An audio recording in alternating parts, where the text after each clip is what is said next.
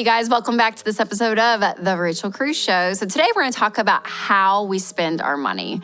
So when you choose to be wise and intentional with your money, it gives you the freedom to be able to spend some of it and spend it how you want to.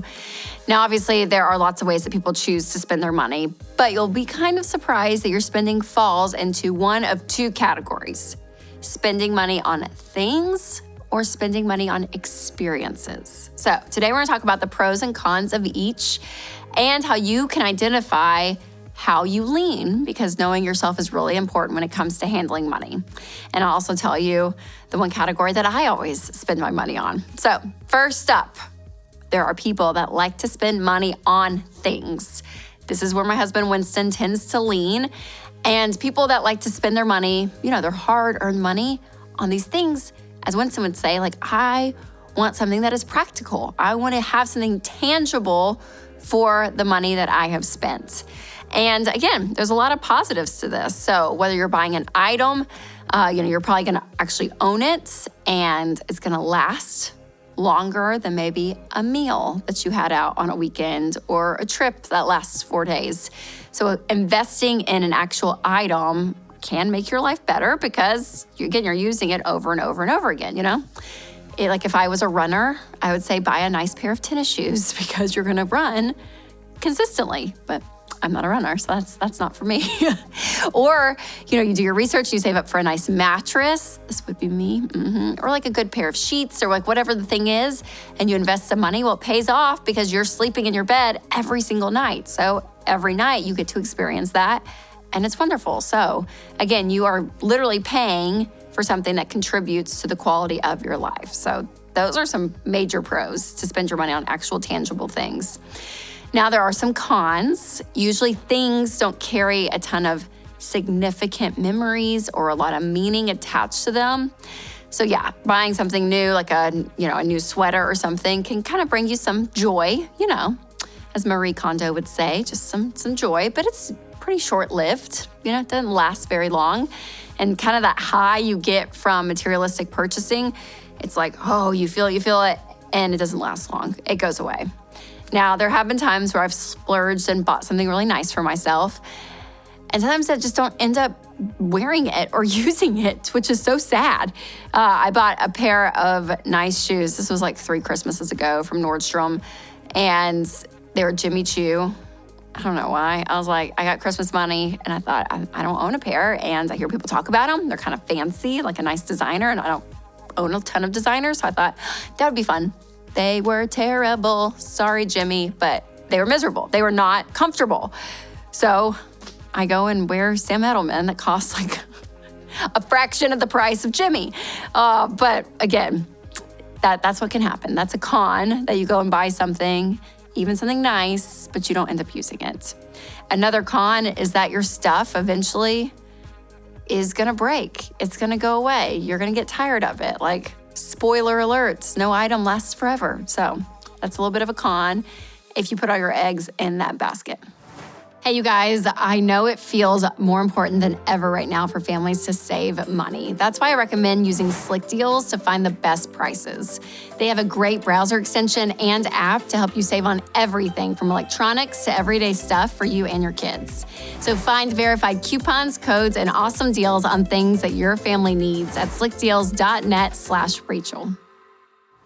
Okay, so that's the people that spend money on actual things. Again, pros and cons. Now, the second category is people who spend money on experiences. This is me. This is where I tend to spend my money. I love it. I love experiencing a nice dinner. I love experiencing a great vacation. I love going somewhere and doing something. The experiences for me is something that I love. Even a movie, right? You're going to the movies. I love going to the movies. I don't do it very often, but I'm like, you get the whole experience of the theater. So again, it could be small or big, but I just love experiences. Now, some perks of spending money on experiences is that it does create memories of the experience, especially if you have people that you love that are with you. You're gonna remember that special trip, that vacation, that dinner, all of it. That memory is going to last forever, and you can look back and say, gosh, what an incredible time that was. I also love experiences because there's a level of personal growth to that. I mean, right? If you're traveling to a new place, you're meeting new people, you're seeing new cultures, even investing in like a cooking class or a conference or something, those kind of things bring value to your life. And that, again, is something that I personally love. Now, some cons on spending money on experiences is when it's done, it's done. It's like, that was a nice vacation. And now we're back home. You know what I mean? Like you kind of like build this up. And again, you have the memory with you forever, but the experience it's over. You can't just sit there and repeat it over and over again. And there's some risk that you put a lot of value in that experience. I have tended to lean this way sometimes in life. If there's like a stressful season or something, I'm like, oh, if I can just go on that trip, like it's gonna, I know it's not gonna fix everything, but it's just gonna be a nice break. Like I look for that.